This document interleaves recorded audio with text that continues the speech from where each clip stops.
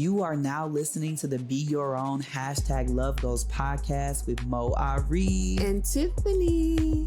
We just want you to remember that every person, regardless of identity, wants these three things: belonging, authenticity, and love. And after a decade of partnership, we've learned to co-create these things and so much more. So from wherever you're listening, we're going to go on a journey of becoming our own #LoveGoals. Now let's get into this episode. You are now listening to the Be Your Own Love Goals podcast with Moe Ari and Tiffany. Thank you so much for joining us. So today's episode is all about conflict resolution. Let's just get into talking about conflict in general. We probably aren't going to get to the resolution part because that's how our conflicts go. No, I'm kidding. Period. No, in all honesty, I feel like our style around conflict resolution has been to really just talk and communicate. And I think that that's been at the core of what has helped us to really just grow together and evolve. Mm-hmm. But it's sometimes hard. Mm-hmm. I think I'm a shift. Like, I feel like I talk too much about Tiffany in these episodes. We all have things we're growing and working on, but Tiffany. And then I want you to tell me what my growing edges are. So you about to talk about me? I thought you was going to start with my growing edges. I'll let you start with my growing edges for this episode. No, go ahead. As it relates to conflict. You go. Okay. I have your permission. Yeah, you have my full permission. 100% support. Tiff's biggest thing is holding grudges. I'm the kind of person, if I did something, I'm quick to acknowledge it and be like, babe, I'm so sorry I did that. I would like to apologize and I want to move on. Or not even just the move on part, just like, I want to apologize to you. Mm-hmm. And she's like, it's fine.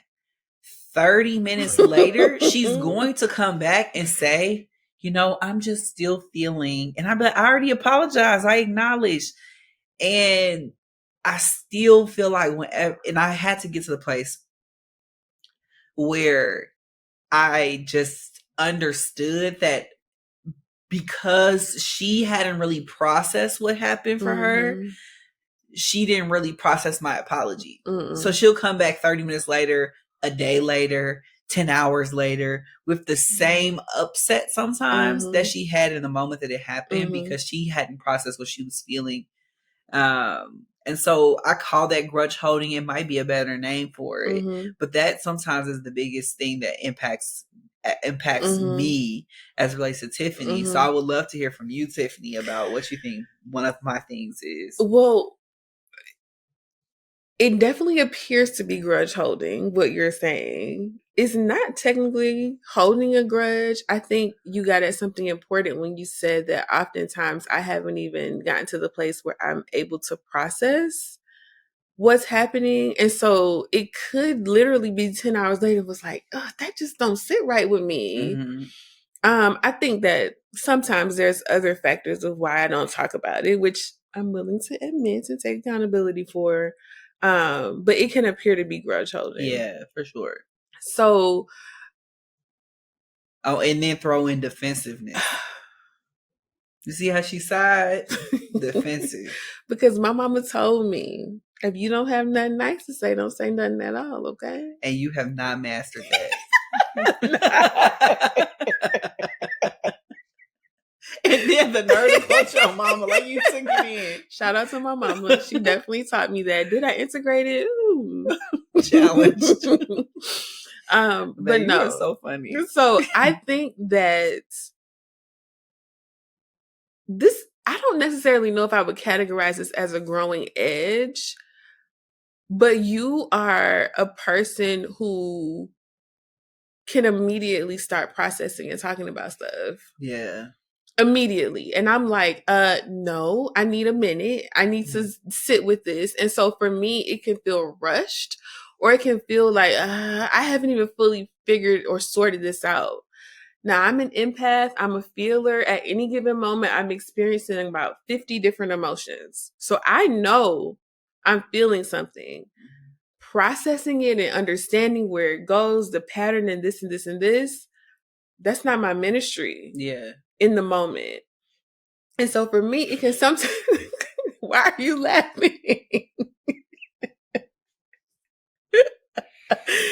So for me, sometimes in the moment it can be challenging. Yeah. Very, very challenging. So I feel like that's one opportunity. And then another is that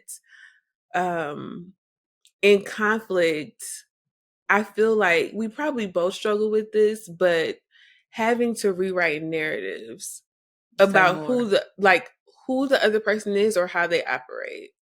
So for instance, you jokingly said I'm defensive, right?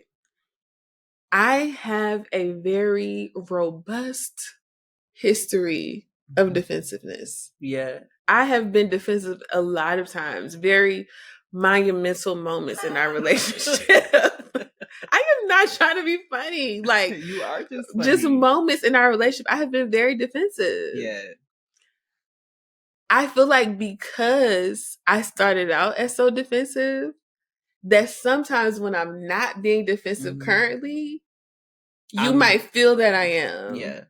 And the same with me. I feel like there could be moments where, in the past, I don't know, I thought you were being, you mentioned in an earlier episode that, you had a little bit of temper stuff happening earlier on.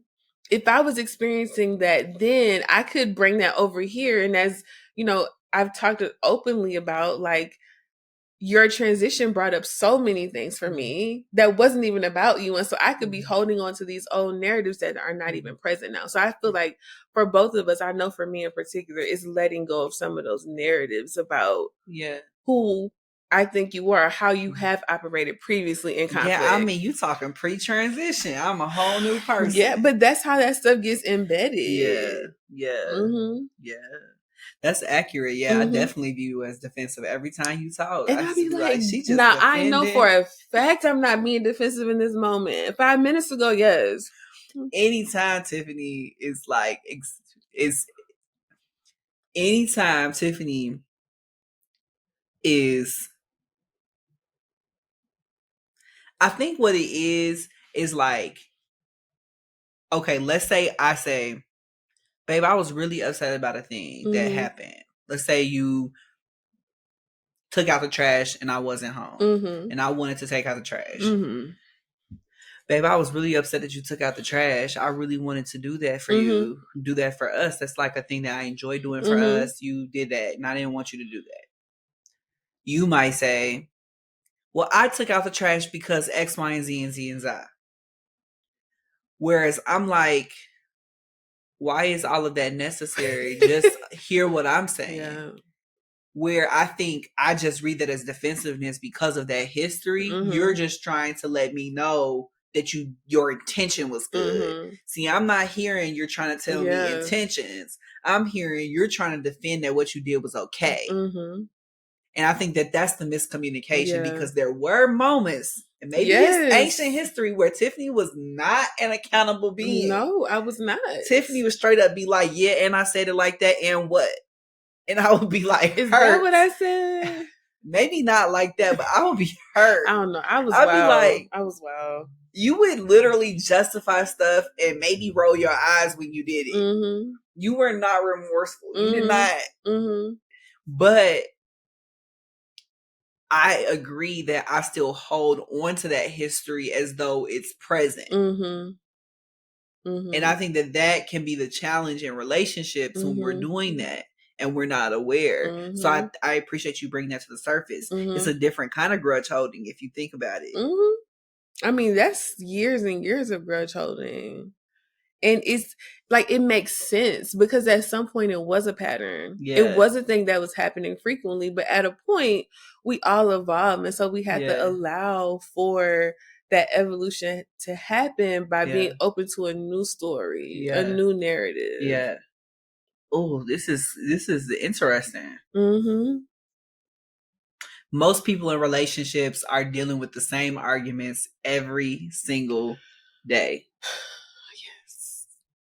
or just repeatedly throughout the history of their relationship, they're dealing with the same kind of argument. Maybe it takes different forms or different variations, but it's usually about the same underlying things. And so I wonder how you can outlive those narratives if the same stuff is coming up. It might be hard for me to stop viewing you as defensive if the literal same subjects haven't changed. If we're still arguing, let me think about what our continued things might be. And I want to, I think for us in our relationship, maybe there's more stuff around like family of origin or even like, let's say, parenting or the things we're discussing today. Sometimes we're having conversations or we're getting into disagreements about how a thing was said. And that could be sometimes the same thing that we've talked about over time. Yes. Majority of our conversations that end up being disagreements are about how something was said or how it was received. Not really about difficulties in our relationship, unfortunately, over the years. I feel like that's actually kind of like, it makes me kind of like embarrassed to say. Very embarrassing. It's like having arguments about English. Semantics. Oh my God. It doesn't feel like that in the moment though. It feels so crucial to understanding my grievance. And looking back on this, like, it's so silly. And I also wanted to add to your point that, or I will challenge almost that it could be the chicken or the egg though. That if you're having the same argument, you aren't able to outlive these narratives. That also potentially, if we're not able to outlive these narratives, then the same argument is going to keep happening. So it's like, which one? You have to actively work on both, because if I consistently feel like you're being snippy with me, no matter what, I'm taking it personally, I'm operating in the way that I do. You feel like I'm consistently being defensive, we're going to keep having the same argument over and over and over and over again. I'm a snip and you're going to defend. Basically. Yeah. Because how we respond to that thing that we keep seeing over time hasn't changed either. And that's the kicker. That's the one. Can you say that one more time for the people in the back? How we respond to the thing that we want to see change in our relationship matters. If we do not change our response to the thing that's annoying us about our partner, then we're never going to get out of that loop. If every time that I experience Tiffany as defensive, I snap at her, then we're going to stay in a snap defense cycle. Because she's going to get defensive if I actually snap. Oh, yes, I will. And if she experiences me as defensive, if she experiences me as snapping, you know what she's going to do? She's going to defend. And then we're just constantly in that loop. And I think that that's the challenge that I've had probably. It's so embarrassing, but we got to talk about it because there is somebody listening to us that has been in our shoes. I know you all have been in a cycle of talking about the same thing. It's like, how do we keep having the same conversation? Have you looked at how you respond? It'll change your life. If you notice the next time you get into an argument with your partner, if you respond differently, watch how they respond. If you notice something about them, let's say there's a thing that you're always looking for that they do that's annoying to you, respond differently. Say, okay, this time I'm going to say, babe, I'm just noticing you're doing that thing right now. And I really love you because I know that that's hard for you to shift. But I don't really want to respond how I always do. I want you to notice how they respond. Yeah, that's a game changer. Might get you out that cycle. It might. And another piece of this, I am a work in progress, okay, is learning to not take things personally. Well. So, if you are indeed being snippy, right? that has nothing to do with Tiffany. Yeah. I mean, for the most part, it usually we're humans in our own worlds all the time, worlds colliding, honestly. So the moment that I'm like, he is snapping at me and this is an attack on me and my character and who I am as a person, then I'm going to respond like that. Yeah. So in the moments where I'm like, you know what? This is not about me. It's just not about me. Yeah. That takes a level of maturity and vulnerability to be able to get to that point, but it does allow for like a separation or a neutrality of the experience, where it's not like he's snapping at me. It's like he's exhibiting some snippy behavior. It's not about me. So what's good? You said that like you checked the weather forecast. Looks like a chance of snap today. This looks like snippy. Looks like it's gonna be a little snippy outside. A little today. Snippy with a side of defensive, and that's just him over there. Mm-hmm. Let me look at the weather over here. I think we're good. Yeah. So I'm gonna be good. I think that's such a mature way. Yes. I love that for us. I love that. I love that for the culture of relationship to shift from, really feeling that other people's emotions are yours to own or do something with. And I want everybody in relationship, I want myself included, to reach that level of success, of maturity in all moments. It's not, you have to become aware of yourself fully. I think I'm still on the road to doing that, even as a therapist, practicing this all the time. It's not easy to be that in that command of your own emotions, because what that takes is you stopping the reaction from happening in the moment, where you don't just viscerally respond to somebody snapping with defensiveness. You say, actually, rewind. Is this about me? Actually, how are we feeling today? We're feeling good. Okay, we're going to keep being good. Because I think a lot of times we allow our partner's emotions or their experience or their projections to impact how we then respond. If we're going to respond in love and empathy and curiosity, we have to respond like that. And so what I started to notice was that for myself, that's why I use that checking the weather analogy. And we can use that as an analogy for relationship. Check your own weather first. Come on. If your forecast was clear and sunny, stay clear and sunny. Don't get caught up in a thunderstorm. If your partner is a thunderstorm, let's say I'm the thunderstorm. I want Tiffany to stay clear and sunny so that she can be curious with me about what's going on with me. The next time your partner brings that thunderstorm over you and you clear and sunny, say, from a clear and sunny space, say, hey, I noticed you seem a little upset. Talk to me about that. You do not have to, don't rain on me. Talk to me. Don't lightning. Come on, come down. I really want to support you. I'm here for you. Just be sunny and see how they respond. Don't come at them with thunder and lightning. No, it's not gonna work. And then y'all make that a whole tornado because y'all want to, we going back and forth. I feel like I've historically done that. I've turned, cold fronts into blizzards. Okay. I like this little weather analogy. I'm gonna keep going with it. No, I love that. Yeah. And I think it could be a really helpful tool that's also light and fun. And I was also going to say that in conflict resolution, I think we have to get really clear and check in with our ego about conflict resolution, ways that we've done conflict resolution or not even done it.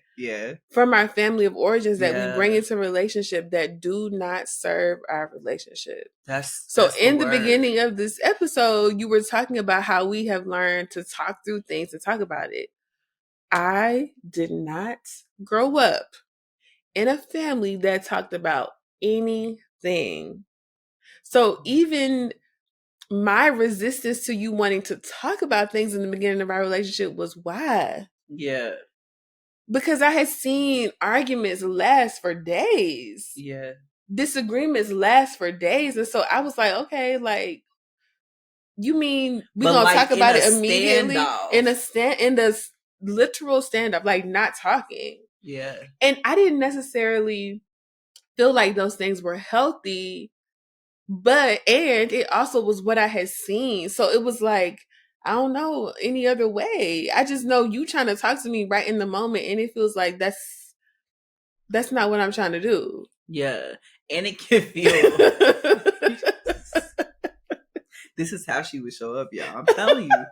I've worked through some stuff. Y'all getting the real in this episode, okay? Okay. Oh my God. And I'm not easy to work with either. But I can imagine, though, I do approach conflict. I will say, I'm not going to pat myself on the back. I'm resisting that urge. Mm-hmm. I will say that conflict with Tiffany, I've always really leaned in, like really wanted to mend the moments that felt like fractured. And so I always kind of approach any kind of conflict or disagreement from a place of like, let's work through it. However, I think that quickly would change when I saw that she was like, absolutely, what are we talking about? Then I get, oh, you being defensive. You know, and then that snowballs. But initially, I think my mindset is always, let's fix it. And I think being met with, I don't want to fix it for so long has created that narrative like you're defensive. But Tiffany's definitely the place where she's like, let's work on this. Yes. And I haven't backed down now. Now my guards are up because I'm looking for defensiveness everywhere. Yes. And I'm like, that's not happening over here. At least not as frequently as it did in the past. Yeah. I was going to say, growing up in a family, let's say, where people didn't talk about things as directly, somebody wanting to talk about it could seem like aggressive. Yes. And even if I'm like, babe, let's talk about it, you like, who is he yelling at me like that? Because conflict resolution could seem like aggressive. It can seem like because you're literally approaching an issue.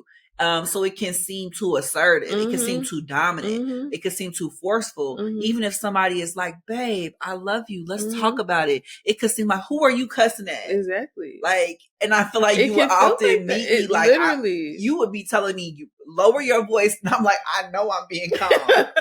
It could feel like that. And I feel like also being in a family where people didn't talk, if there was conflict, you had to intuit a lot.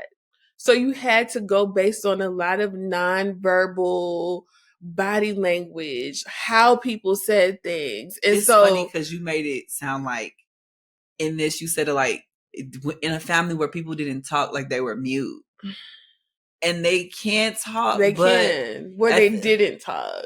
Yeah. But at the same time, at the same time, the example you're giving is like you had to interpret body language. And, you know, it's funny because you literally had to find other ways of communicating that were nonverbal as though they were not, and they didn't have the capacity to use their voice. Right. But they did. That was a choice. Exactly. And so any shifts in what I perceive to be your body language or your tone or anything, I'm like, oh, wait, is he upset? What's going on?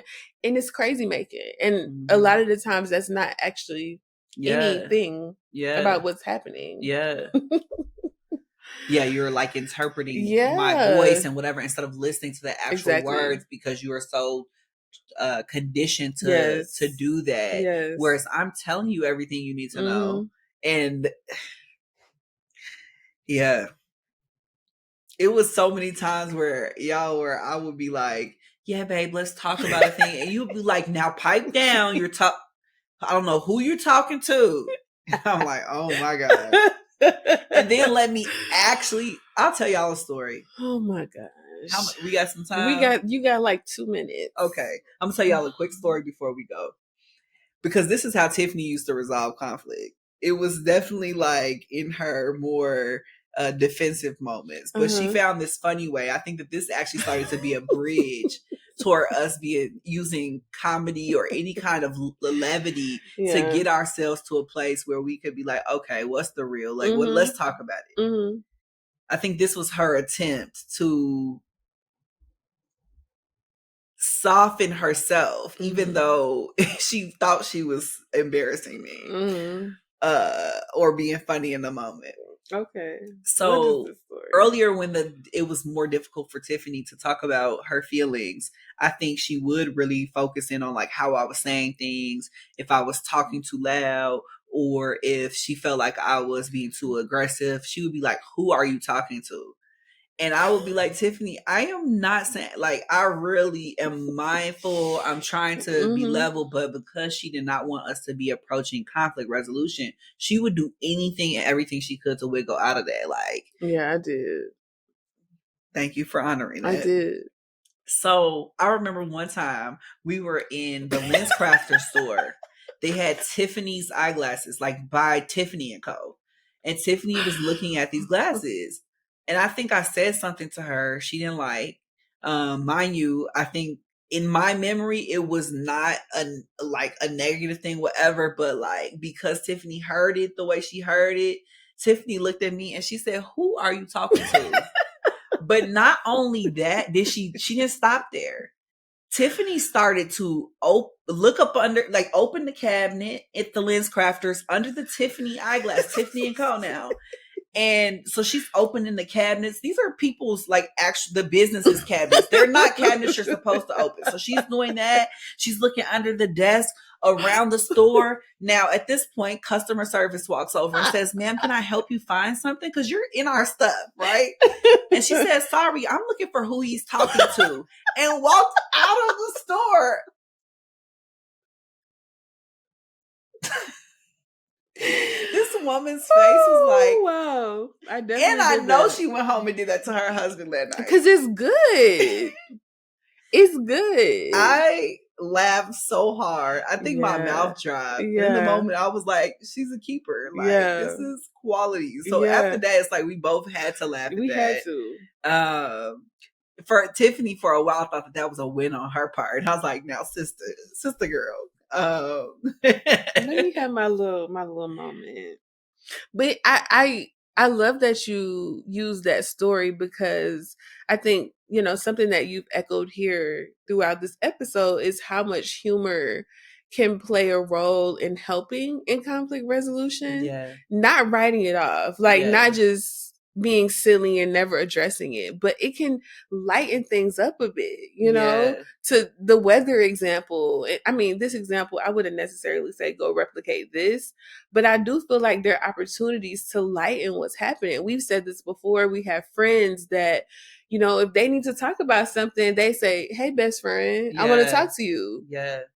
Who's gonna turn that down? No, it's coming at each other with love. Something that I was reading, if you're familiar with the love languages, something that I was reading was that if you're going to approach conflict, approach it by using that person's love language. So I challenge any of you all to go make sure that you know each other's love language or primary love language, and use that love language to resolve conflict. So for me, it's touch. If Tiffany just puts her hand anywhere on me while I'm upset, like, I am immediately like, "Okay, what you want?" Yeah. But she doesn't use that enough, really? to her advantage in those moments. Because for Tiffany, touching someone would be the ultimate white flag, and she like, if she's in a moment where she's like, "No, I can't." So touching me would be like waving a white flag. So she really sometimes I think struggles to do that.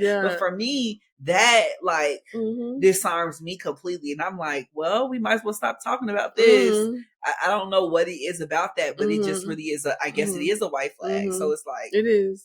So for you, Tiffany, what would that be? And then we're going to let our listeners go. So I feel like this changes so much, but I do feel like I appreciate like I see you moments.